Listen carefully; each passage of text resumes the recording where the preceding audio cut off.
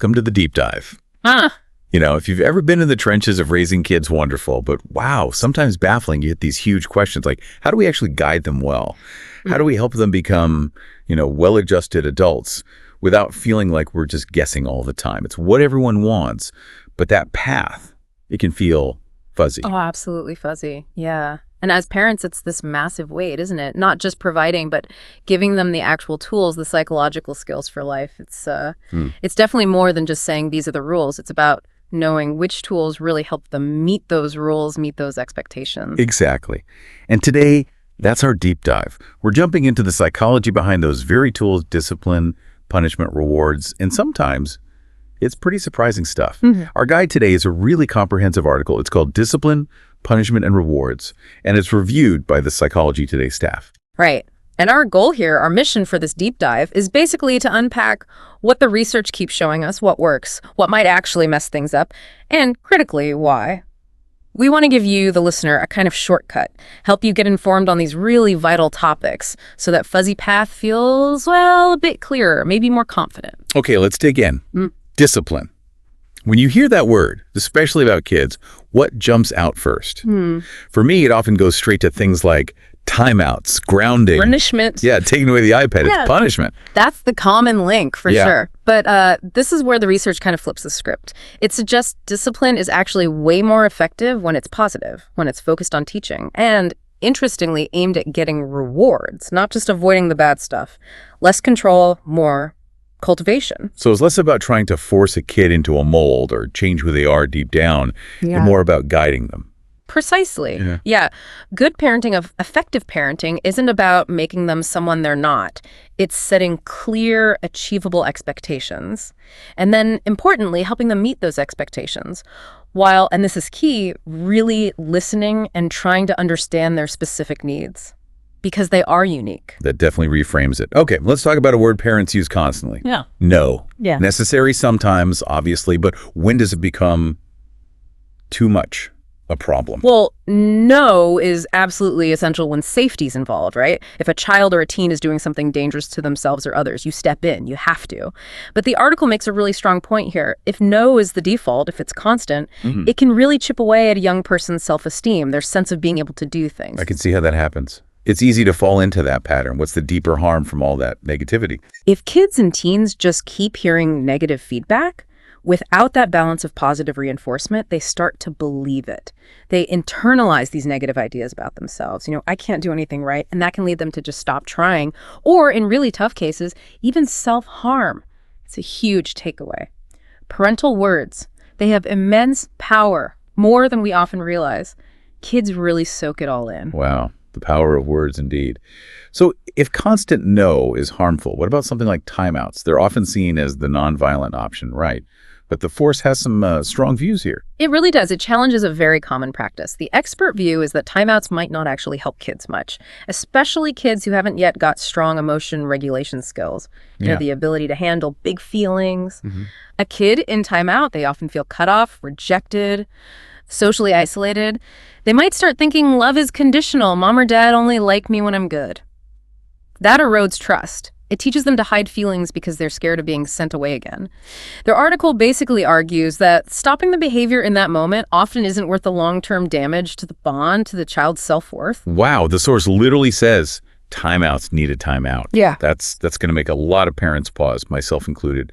Rethink that go-to move. So if sending them away isn't the answer, what is the effective alternative? Instead of isolation, the advice is connection. Focus on setting the limit we don't hit, but redirect them to a better way right there, in the moment. This helps them learn to actually talk about those intense feelings, figure out how to manage them eventually, and crucially, you stay physically close. That strengthens the connection, it doesn't break it. When kids are overwhelmed, they usually need more connection, not less. That feels so much more supportive. Less like punishment, more like help. Okay, let's switch gears slightly. Whining. The whining. My gut reaction is usually just annoyance. Yeah, that's pretty universal. It's easy to get irritated or angry. But the article urges us to look underneath the whine. Kids and teens whine for different reasons. Maybe they genuinely need help or resources. Maybe they're craving positive connection or just expressing yucky feelings they can't name, or sometimes, just trying to get your attention fast. So it's a signal, not just noise. Exactly. It's communication, just maybe not the most pleasant kind. If parents can try to figure out the need behind it, they can meet that need quickly, effectively. And responding with positivity, with love, is far more likely to soothe the child and strengthen that relationship than snapping back. That's a really helpful way to think about it. Okay, rebellion. Feels like part of the job description for teenagers, right? It's actually happening psychologically. It's described as totally natural, actually essential.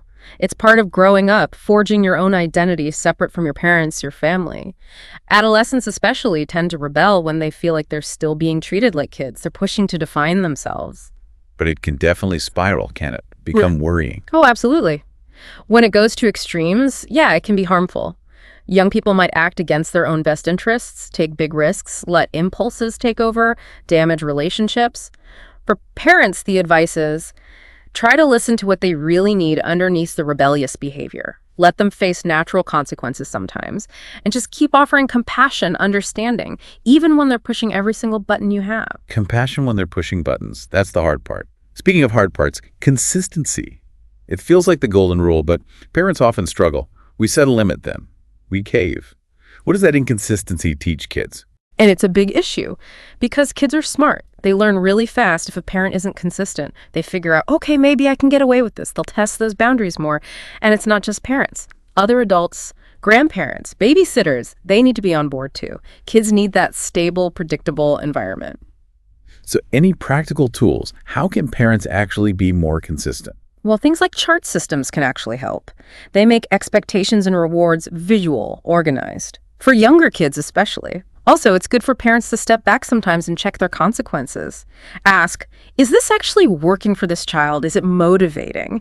Because what works for one kid might do nothing for another. Okay, what about teenagers? If punishment is used, and the research has cautions, what does effective punishment look like for them? Yeah, the common go-to is taking something away, right? Grounding, phone confiscation.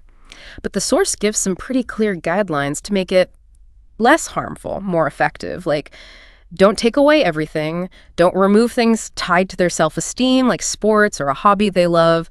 Don't totally isolate them socially. And, really important, keep it short. Short is key.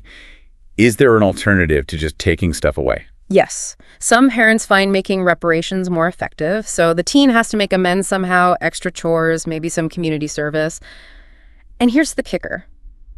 For any punishment to work, once it's done, it's done. Parents shouldn't bring up the misbehavior again. You move on. Dredging it up just undermines the whole point. That's huge. Don't hold on to it. Okay, last point on discipline. The classic good cop, bad cop, parent dynamic. What does the research say? Kids really need stability, predictability, rules and consequences they can rely on. When parents fall into that good cop, bad cop thing, one's the softie, one's the enforcer, that inconsistency is confusing. It can be really upsetting for a child. It makes their world feel unpredictable, unsafe even. So parents need to get on the same page. Absolutely. The healthiest dynamic is when parents talk, agree on their shared values, and handle discipline and rewards consistently together. Unity creates that security kids need. Okay, we've definitely got a clearer picture of discipline now, maybe busted a few myths. Let's switch to praise and rewards. This is another area where our gut feelings might lead us astray, where encouraging them might actually do the opposite. Yeah, this is where things get really counterintuitive. The quick takeaway. Rewarding good behavior often, whether it's with stuff or just praise, can actually backfire. It might make kids feel like love is conditional. It can stifle their natural curiosity, even make them shy away from challenges. Backfires. Yeah. That seems so weird. Well, kids might start to think, okay, my parents only love me or approve of me when I perform. They can get kind of obsessed with achieving, getting the praise or the reward. And here's the really surprising part. They might actually start avoiding things that are hard, where they might fail, because they're so focused on guaranteed success and the reward that comes with it. So they miss out on trying new things, struggling a bit, which is where real learning and growth happens. Okay, so if frequent rewards are tricky, when do they work? Or praise? They seem most useful in small doses, sparingly, or maybe for marking a really big milestone or effort. The article suggests that generally things like positive encouragement, which is different from praise, we'll get into that, and just the natural consequences of discipline work better for fostering good behavior long term. They help kids develop what psychologists call a growth mindset and genuine self-confidence. That's a major shift. Okay, let's unpack praise itself. Encouragement is better than criticism, sure. But the source talks about a sabotage risk with praise. What's that about? Right.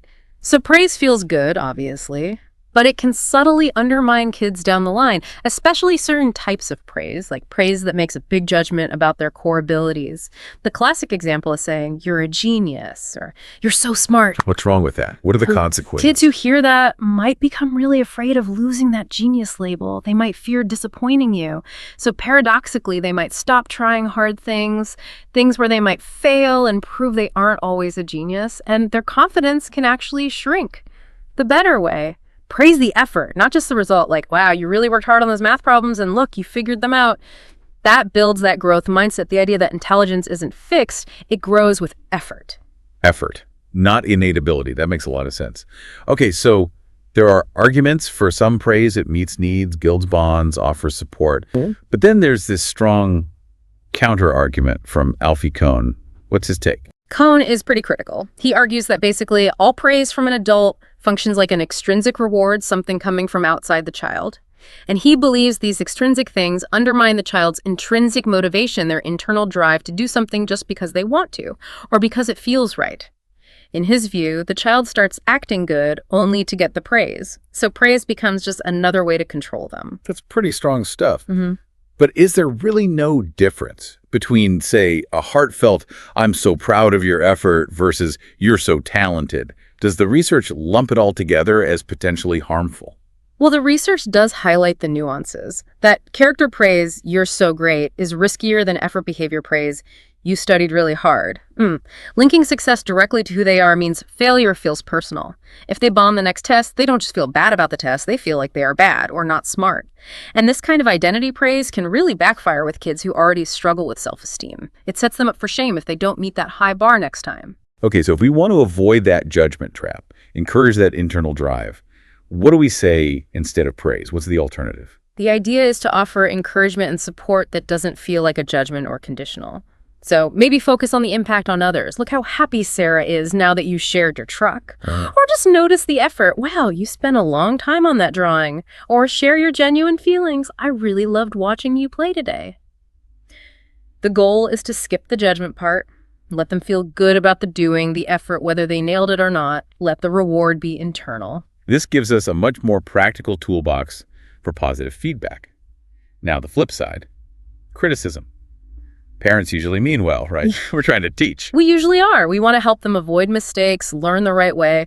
But often how the child hears criticism is, "I'm never good enough. I can't win their approval." It feels like a judgment on them. And the long-term impact of feeling like you're never good enough. Well, that rebellion we talked about can show up. They might get angry, argumentative, push back, or they might withdraw, just shut down. In more extreme situations, it can lead to self-sabotage, even self-harm. And the article points out that constant criticism can really damage their ability to form healthy relationships later in life. That is sobering. Okay, so back to rewards, but tangible ones. Stickers, treats, money. When, if ever, should parents use those? We know frequent rewards can backfire. Right. The general finding is still pretty counterintuitive.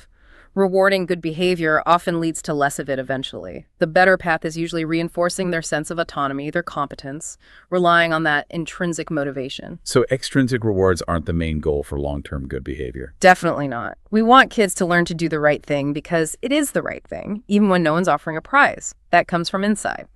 However, the research suggests tangible rewards used really sparingly can have a limited role, especially with younger kids, maybe to kickstart a new positive behavior. But the key word is sparingly. Sparingly? Got it. And what about the rewards versus bribes question? People worry about that. Good question. The article makes a clear distinction. A bribe is usually paying someone to do something bad or unethical. A reward in this context is meant to motivate pro-social actions, things that benefit everyone, like helping out or being kind. And parents can be upfront about it. Explain that rewards are occasional treats, not an every-time expectation, maybe for celebrating a big achievement or milestone. Okay, so just to sum up the case against relying heavily on rewards, what are the main arguments again? Sure. Parenting experts generally advise against it because, one, behavior that's rewarded often drops off when the reward stops. Two, offering a reward can accidentally make a task seem like a chore, even if it isn't, like eating veggies or reading. And three, it can foster this sort of what's in it for me attitude. Kids start expecting payment for things they should really learn to do anyway, like sharing or being respectful. The big picture goal, according to the research, is nurturing that internal drive for raising kids who are healthy, self-motivated, and well-adjusted. This deep dive is really challenging some core assumptions. Okay, now let's address something where the science is incredibly clear and tragically clear about the harm. Spanking. Corporal punishment. What does the research definitively say? Spanking, hitting with an open hand, like other physical punishments, is just consistently linked to negative outcomes for kids, period. Parents might do it out of frustration, feeling overwhelmed, looking for a quick stop to the behavior. But the reality, it doesn't fix the behavior long term. It just creates a bigger emotional gap between parent and child. And what's the official stance from, say, pediatricians? The American Academy of Pediatrics, the AAP, was very clear back in December 2018. Their recommendation is explicit. Parents should not spank their children. The scientific consensus is overwhelming. It doesn't work to change behavior effectively. It often makes things worse, increases aggression. There are many, many more effective, non-harmful ways to guide behavior. Can you spell out some of those specific harmful effects on kids? Sure. It damages the core parent-child relationship, trust, safety, gone. It teaches kids that hitting is how bigger people solve problems. Not a good lesson. Long-term, kids who are spanked have higher risks of mental health issues, lower self-esteem, problems with thinking skills like memory and attention, cognitive dysfunction, more antisocial behavior, more anxiety. And really, tragically, it fuels an intergenerational cycle. Kids who are spanked are more likely to spank their own kids, which sadly increases the risk of abuse carrying forward. And it harms the parents, too, not just the child. Absolutely. Parents who rely on spanking often do so because they feel they don't have other tools. But the research shows it doesn't get the results they want, and it harms the child's mental health. What really happens is it puts the parent at greater risk of losing control, of escalating, of causing physical harm, turning a difficult moment into something much, much worse. Wow. This has been incredibly illuminating. So much to think about, challenging things we thought we knew. If we try to pull it together, the big message seems to be that effective parenting isn't about force or control. It's more about positive discipline that teaches, building that internal motivation, focusing on connection, consistency, understanding the why behind behavior, praising effort, not just ability. These seem like the cornerstones. Exactly. It's a real shift from focusing on external controls to nurturing internal growth and understanding how deeply our everyday choices, even small ones, can impact a child's whole life. So, for everyone listening, given what we now understand about these subtle long-term effects of our parenting choices, here's a final thought. What's one small shift in your perspective, maybe something we talked about today, that could create the biggest positive ripple effect in your child's life, and maybe, just maybe, in your own experience of parenting too?